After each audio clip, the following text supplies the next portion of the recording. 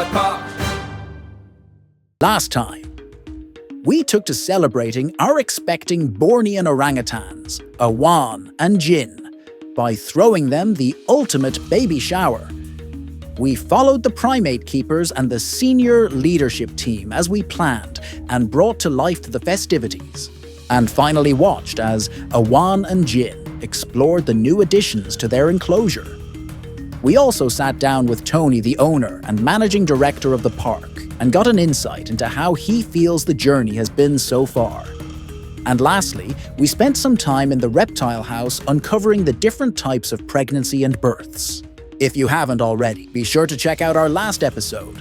The rest of Explore Your Zoo Season 1 can be found in a playlist on our channel, or you can find both last episode and the rest of the series linked in the description. This time, we take a closer look behind the curtain as we tag along with the primate team and spend the day getting an inside look at the day-to-day life of looking after our orangutans, what goes into feeding them, training them, and most importantly, getting Awan ready for that quickly approaching due date. We will also be sitting down with Tony and Markus, the curator of the park, as we take a sneak peek at some new arrivals and answer some of the harder-hitting questions. And lastly, see if our teams think Awan's little one will be a boy or girl. With the baby shower being a first of its kind here at the park, the team were over the moon with how much of a success it was. With Awan's more reserved nature, there was definitely an element of uncertainty in the air, but with a little bit of encouragement from Jin, Awan soon got the hang of foraging for the treats hidden in the papier-mâché balloons, as well as all the others hidden about their enclosure. In the end, both Awan and Jin got stuck in, and it was clear to see they had a lot of fun. But with the baby shower now behind us and the due date rapidly approaching, for both the keepers and our orangutans, it's back to work, preparing as much as possible. Let's tag along with our primate keepers and see what goes into a day of caring for our amazing orangutans. Oh, good morning, my name's Jess. We're going to go feed and clean our orangutans this morning. So before we go in, I'm going to use our buddy system just to let them know that I'm going in the orangs, and we're going to go do some training and see what they're up to this morning.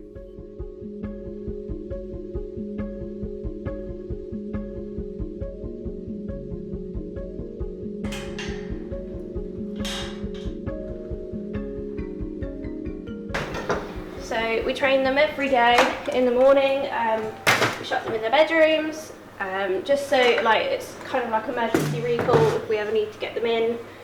They do just come in. Molly does take a little bit longer because she's not a morning orangutan. Usually the boys are in their bedrooms and ready to go.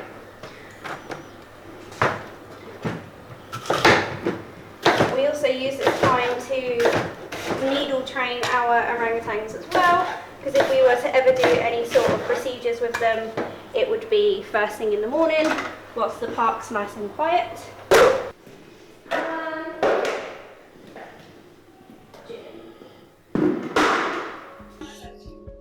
No, that's your foot. Elian, your arm. Good boy. Good lads. Now your tummy. Bit more. Bit more. Don't be lazy. Come on. Good boy. This arm. Good boy. So all I'm doing is separating the food. I'm going to use some of it for their enrichment and I'm going to chuck other bits outside. So I'm just taking the higher calorie stuff out, the things like their root veg. So Belly-Ann's got celeriac and a sweet potato, and also their bee veg, which is things like cucumber and pepper. And then we're going to put their leafy veg and the pellet outside for them, because it gives them something to do whilst we're in here cleaning. And throwing it out and hiding it outside is also good part of enrichment, because they are natural foragers, so they would have to look for their food. So throwing it outside, we are replicating that behaviour and getting them to think about where their food is. Instead of just giving it to them, they have to actually work for it. With the morning feed and training done, Jess moves on to the initial clean, which more often than not is done in front of a few curious spectators. This time, it's Belyan, coming to see what all the fuss is about.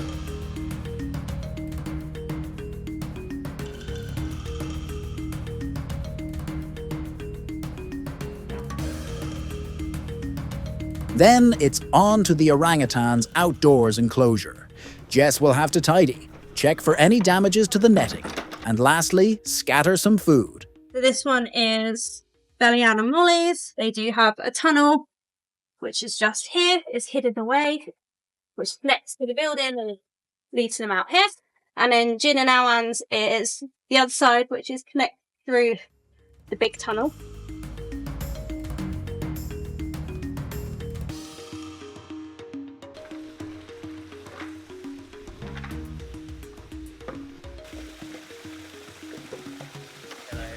So we're just checking the mesh over just to make sure that nothing is broken or they haven't twisted anything or put anything in there.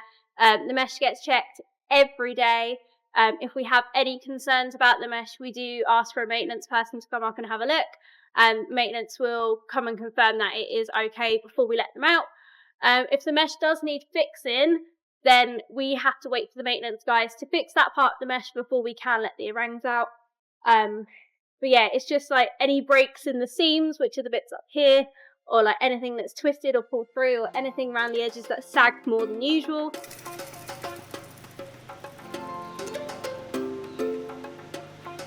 Once the initial checks have been done, and Jess is happy with the condition of the outdoors enclosure, it's on to checking Jin and Awan's tunnel. Just like the rest of the enclosure, it is absolutely crucial the keepers keep to regular checks of the tunnel's mesh, and that it is structurally sound and safe for the orangutans to use.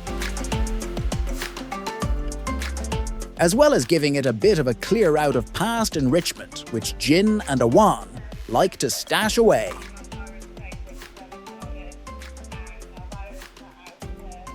And with that, Jin and Awan's outdoor enclosure is ready for them to use. But it's back to square one for the keepers, who have to do it all over again for Belyan and Molly's outdoor enclosure.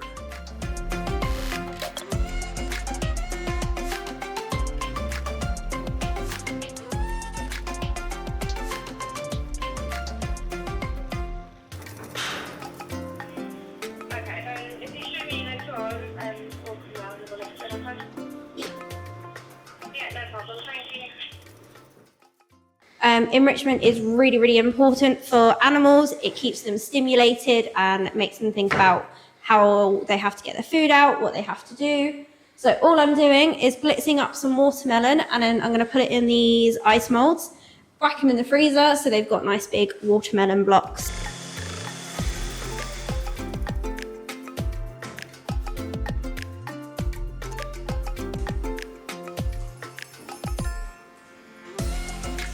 While the ice treat's set, let's take the time and check in with our two deputy heads of primates and find out just how they manage the section with the help from both their team and the senior leadership at the park.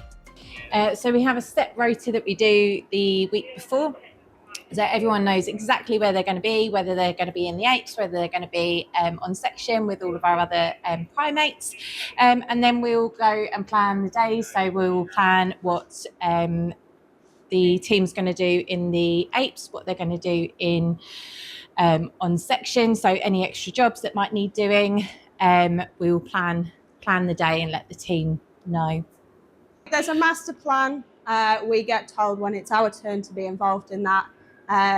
Management have plans that we aren't a part of quite yet, but we will be as soon as we start gearing up closer to that due date. We will be a part of those plans, and we'll be putting things in place to make sure everything's as smooth sailing as possible. And then it's our responsibility to pass that all on to the team. And also to add to that, if there are any ideas that our team have had, any ideas with training, things like that, we always go to management so that they can go, yeah, go ahead. So it is quite collaborative as well with higher management. With the birth right round the corner, what are your expectations? Are there any plans being put into place for the day? And how do you feel Awan is progressing overall? I think it would just be all hands on deck, to be honest. When we walk in and, we see that she's given birth, I think it would just be everyone coming in and going from there, really. I think her confidence is definitely getting there with Yeah. keepers. We're still working on bedroom training, which I think is still going to be a process even after she's given birth. But definitely her confidence just coming over. She's always there to greet us in the morning. She always wants to participate in training, depending on where it is in the enclosure. And she's always happy to come and say hello. Yeah, I think the ultrasound training, I think she's just done exceptionally well. Whenever she sees the ultrasound machine, she's straight down at the mesh. She's really happy to participate. And we're really, really happy with her and her progress. And with that, the icy enrichment is ready to give to our eager orangutans. So yeah, I'm just trying to make the ice cubes a little bit smaller for the orangs, just so that they can fit through our mesh, because we're having to fill up the pool outside for them at the moment, so we're not able to put it out with them, and I still need to do a bit of a clean. So to make life a bit easier for me, just going to cut them up a little bit so that they get a bit of a better chance to get to the enrichment without it melting too quickly. So, there we go. Baby. Molly, do you want to come down for a nice bowl? Lassie, good girl. Hi, Dylan. It's always nice to do things like frozen enrichment on really hot days, because, we get hot enough in the sun. They've got a whole massive layer of hair on them as well. It's just using a little bit of their fruit that they get in their normal diet, because we don't want to give them a complete sugar rush, but they do absolutely love it. Nice frozen watermelon treats sound amazing. Can you get that one through? We do a nice big clean in the house as well. So we'll do a bit of a poo pick up all the old enrichment and paper bits, and then clean the bedrooms. So give them a bit of a sweep out, a bit of a scrub if they need it. And they do get deep cleaned once a week or whenever they need it. And then after all the cleaning's done, we'll give the wood chip a bit of a hose, make it all nice and damp so that it keeps some nice humidity in here. And then we'll let the orangs back in and give them enrichment and things like that. Or we can do the enrichment outside for them. Just depends on how nice the weather is. Following on from a morning of training, cleaning and enrichment, is even more cleaning. The keepers must keep on top of the cleanliness of both the indoor and outdoor communal areas, as well as the bedrooms. If left unchecked, it could quite easily lead to poor health for the orangutans. And with a baby right round the corner, it is absolutely key the keepers keep on top of it. Once the keepers are happy, the enclosures are nice and clean. It's on to the next set of enrichment. This time, it's logs covered in avocado.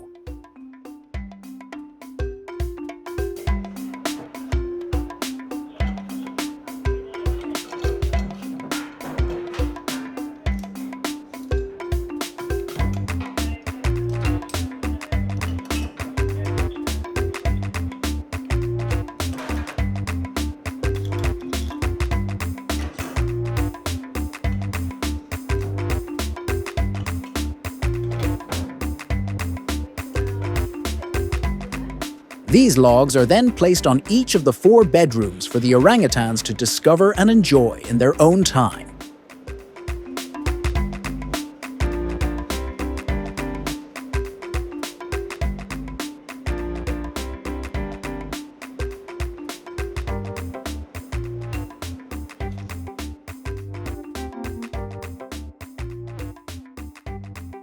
But that's not it.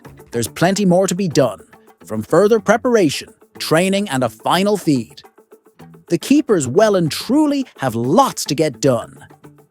With Awan's little one almost here, it is all hands on deck to ensure each and every task is not left unchecked. But Awan's baby isn't the only new arrival. In fact, the park has already welcomed 2 familiar, yet new carnivores to the park.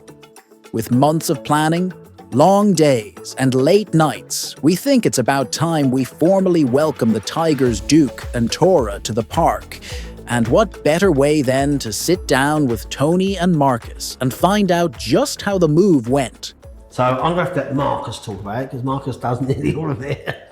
So I can talk a bit about it, but you're going to have to talk the most of it, because it's really what you do. I mean, it was a bit of a weird one, because a big thing that's changed for us is that we used to do moves like this all the time.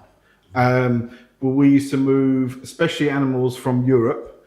And so when the tigers first arrived, they came all the way from Europe, and we moved them over here.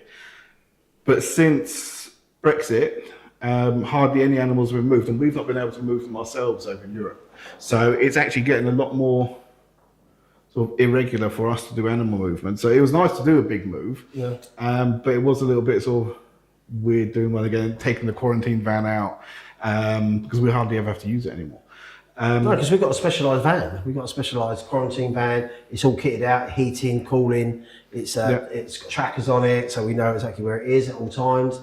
It's just all really done out for this. It's a shame, because we spent a lot of money as well, didn't we, doing it for this as well. And the only thing that actually we really need it for now is if we were to move animals from somewhere like Edinburgh or somewhere else in Scotland or so anywhere that's sort of 8 hours or so away.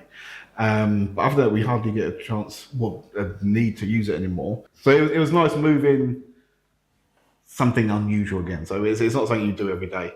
It was a really hands-on move. And yeah, I really enjoyed it. I didn't go down, but I enjoyed it when it came up here. I've got to get in and get involved, and I like getting involved in moving the crates, and I like to be involved in every animal that comes in the park. There's nothing better than seeing a new animal come to the park, and then getting him out the van. Because most of the time, I've never really go on the trips. That it's always Markus and Luke went on the trips, getting the animals, bringing them back. But I got to then help them move them into the enclosure, so it's really nice.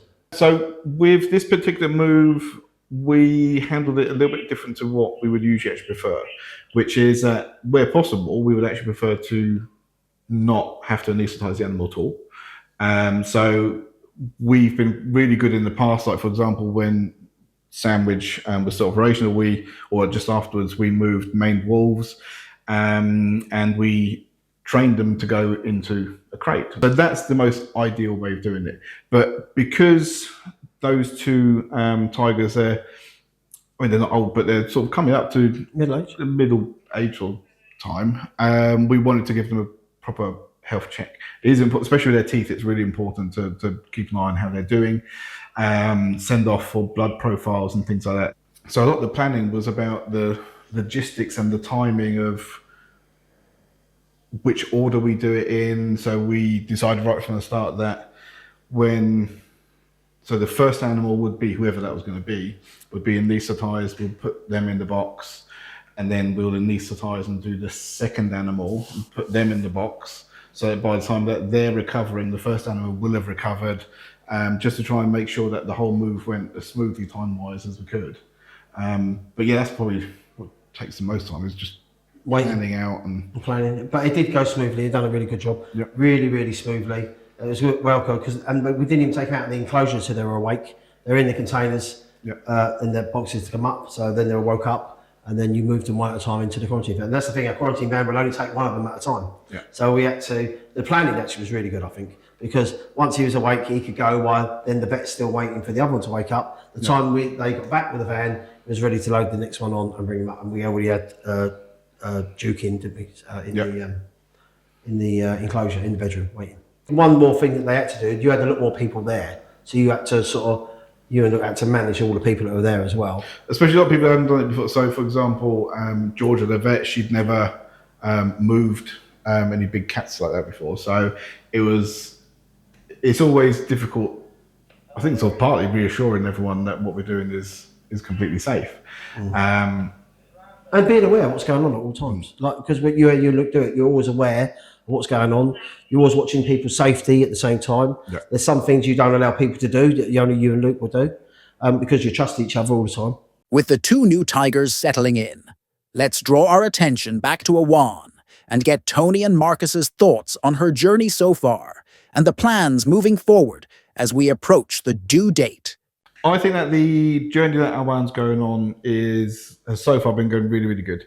And I think that the whole team is doing really well in documenting it, especially with the ultrasounds. I think that's something that, even though, as I was saying to Tony, it's something that is done, but especially in Europe, isn't done all that often. So it's more, a lot of the zoos in America are more sort of upfront with doing the ultrasound training things. And I think it's, especially with an animal like Awan, where we can do that, there's no reason why we shouldn't. And I think it'd be nice if we can do much more of that moving forward. So I think we've learned a lot during this process.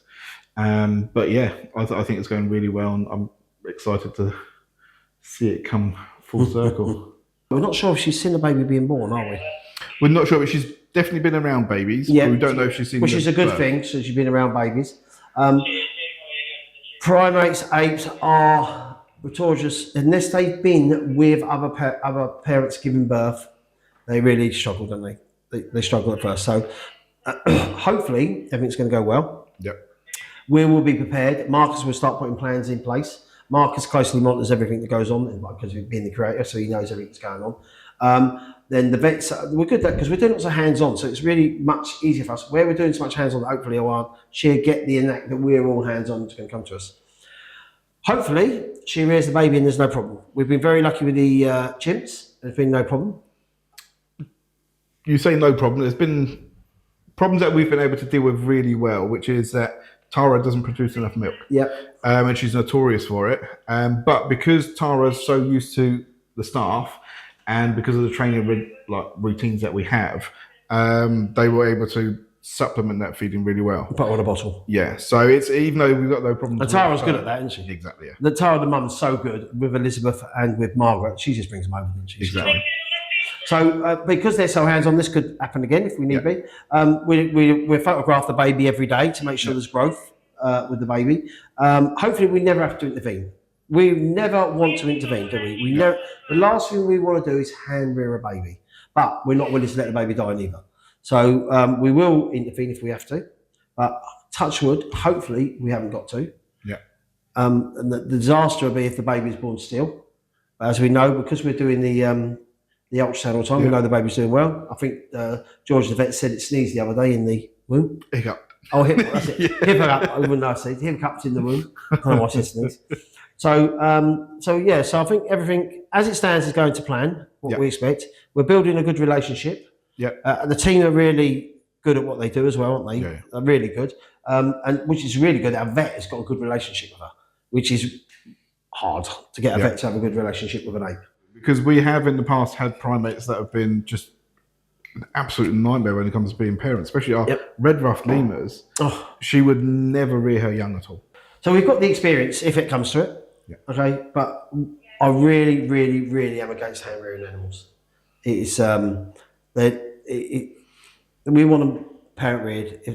We want them parent reared because maybe one day we don't know. There might be a chance to go back to the wild. Yep. So we want them to know what's going on. We want them to, so the more that baby is with, what would be nice if she had, and then she has another baby, and that baby then sees her to produce that baby. Then we know now hopefully it's a little girl, and then she'll see that. We are all very excited to meet Awan's baby. And where there is excitement, soon follows speculation.